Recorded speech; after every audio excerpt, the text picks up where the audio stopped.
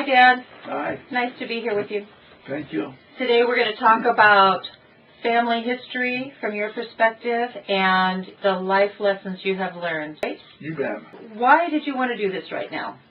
Well, we are a close-knit family.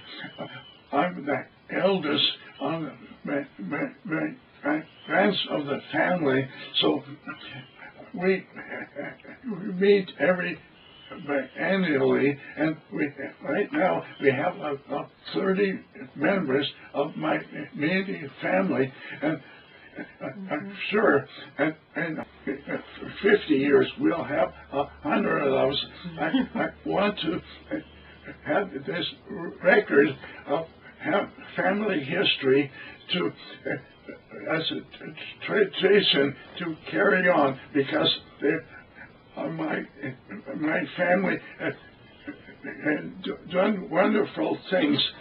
I'm so proud of it here. So it's a lesson in history for our archives, but it's also a tribute to my children, all they accomplished on their own.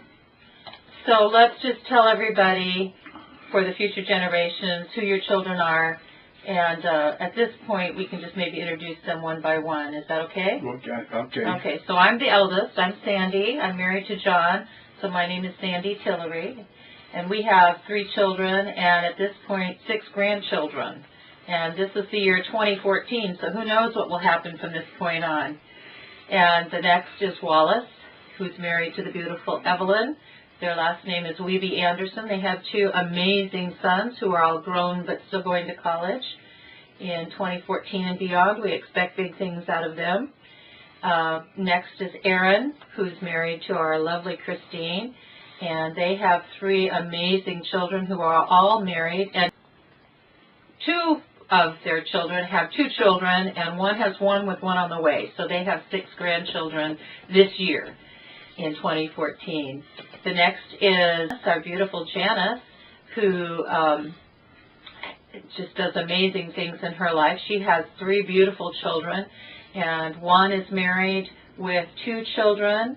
The second one is married. We'll see how many children come out of that. And the youngest, Cameron, is still unwed but very eligible. And the last born is Linnea, who has the most amazing new husband, Brad. She has 2 amazing sons. One is married, and one is still footloose and fancy-free and traveling the world. So those are your children and the basic offspring story. Yeah, Linnea, 2 fine sons, are both in college now, so future looks very good for us. We're all healthy, and we're all in charge of our lives, and we all know who we are. So I have a master's degree, and Sandy is teaching to in California. So Wally has 2 masters. So and Janice has a master's degree, and all her children are well educated, and Aaron's children are doing just fine. And he was a very fine young man. He was an adventurous, and he was brave, and he was an athlete of the family. So and Linnea has taken the training, and she's training people in aerobics and massage, and they all very successful and in charge of their lives and their families. So I'm very proud of all of them, what they've accomplished. Yeah, we're really proud of you too. So you wanted to talk a little bit about being gently raised. So going way back in history till you were a little boy. I'm the 2nd generation of immigrants. My grandparents on both sides came in the late 1890s from Scandinavia, and best because all my brothers and sisters were healthy, and they were raised with strong ethics and morality, and I'm so proud of being a member of that family. So I try to do the same thing when I started having children. No yelling and no hitting, and we respect each other, especially ladies. I was taught respect and diligence to do duty, and to try to strive to be the best representative of our family and all my children, and do that too. One thing that sometimes we overlook is that you also, after you left home and were gently raised by wonderful parents, you were in the military. Do you want to tell us just briefly about that? Well, I knew that I needed a college education, but I still just didn't want to work for a living and be a farmer. I liked to clean fingernails. I like to wear a clean shirt. I knew I wasn't fit to be a farmer. I couldn't fix anything. I was pretty good at writing things, but I couldn't fix anything. So I needed a college education. So I joined the Marines. I would like to be born at a time that the war was just over, and I could go into the Marines like my brother did and get a college education. So I had 4 years in the service, and I had my master's degree paid for. So I was eligible to make a good living for my family. Without getting your nails dirty. Yeah, you're still getting clean nails. So tell us a little bit about your education. I know that high school was an interesting experience, and then you went on and had several different forays into higher education. You want to tell us about that? When I was a young man, I was married, and Sandie was ready to be born, and I was in the reserves. I got called into back into the military, and fortunately, when you were born, it only cost me $12. Oh, I was a cheap baby. You made a good bargain. So that was my start of education, and my brother died shortly after that. I got religion, so I knew I had to get right with God. So I went to a Lutheran college back in Chicago, and after 3 years, I got a teaching credential with a Lutheran church, and Sandie and you and I started school the same time. Mm-hmm. You in the first grade, and I was a teacher. Mm-hmm. So you ended up spending 8 years in elementary school in my schools. I remember. So my college was spotty because I had to leave college after 3 years because I was not seriously losing anymore. But after 4 years, we moved back to California. Mm-hmm. I enrolled in college with our could, so I accumulated credits. So Chico State offered me a master's degree in social science in light of my teaching experience and all my accumulated credits. So I got my master's degree so I can be eligible to teach in junior college. Excellent. So you have a Bachelor's of Arts degree and you have a Master's degree. And you've used them wisely throughout the rest of your life. I became an adjunct professor at the College of Redwoods, teaching positive living, preaching positive living. Positive living. Yeah, and reading, and all kinds of courses. They let me teach whatever I want to. And about 15 years ago, I started teaching a virtues program. I took the training to be a master teacher for virtues. So I offered that class, and I'm still doing it today through the OLLI program, teaching part-time and volunteer teaching for summer school.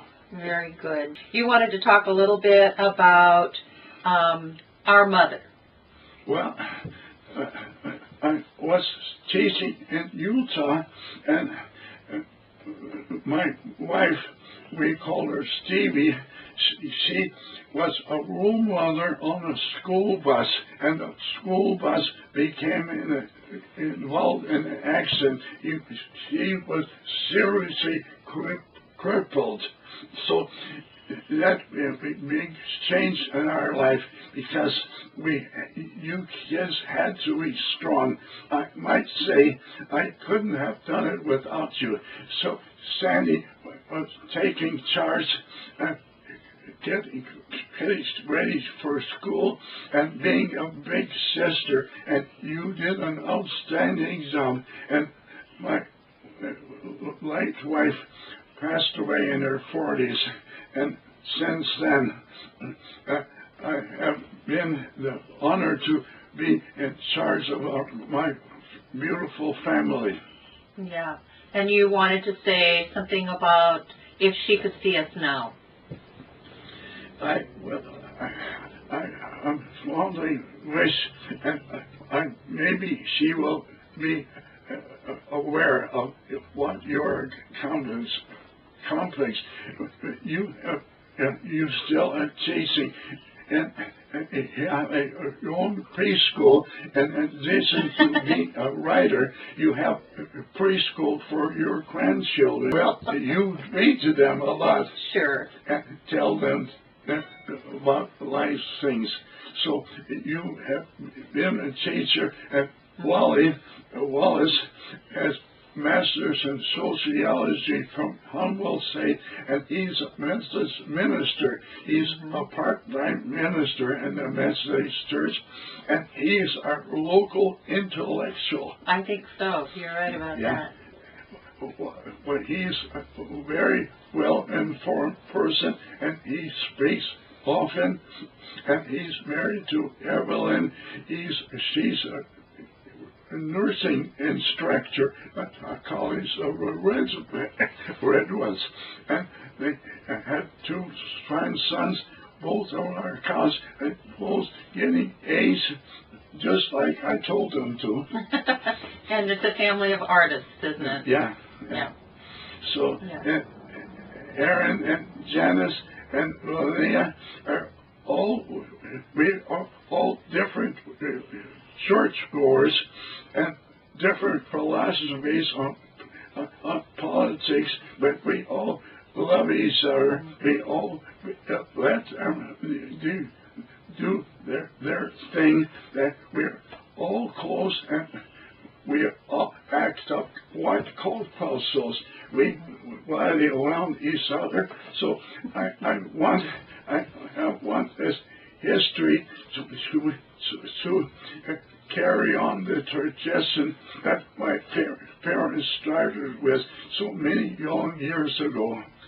Well, one of the things we talked about earlier is one of the legacies of your parents and you to us, and I hope for our generation to our children's generation, are the two gifts of hospitality and compassion, where we all have had open homes, welcomed in people who needed us for a period of time, loved them, sent them on their way richer and happier, and our homes are kind of revolving doors of care and compassion, and that's a rich legacy to have carried on for several generations. Well, I think that's more precious than gold. So all of us are acting involved in being effective people and doing our good. I go to the hill sport. I'm 86 years old, and I go to a hill sport 3 times a week and take exercise. I've been doing it for 9 years now. And the other day, I was exercising at hill sport, and one of the lady exerciser members, we saw each other, and we had a quick hug and a kiss, and I said, let's be friends forever, and see if we will. So that's for President Gould. And that is a rich tradition that you've established in our family that we carry on proudly. One thing I will say about the health sport is that some of your children got that message better than others of it, particularly except to celebrate the fact that Linnea is a personal trainer and she inspires all of us to be healthy. And Evelyn and Wallace, whenever I eat at their home, my body always says, "Ah, that feels so good," because they feed us such healthy, good food. So, that's an ongoing family and inspiration is, your desire to stay healthy and active all of your life. After raising your children, you've done a lot of interesting things. Tell us some of the career paths you've been on, and then some of the extracurricular activities you've done beyond just, having to earn a living. Well, I was a teacher and salesman whenever I taught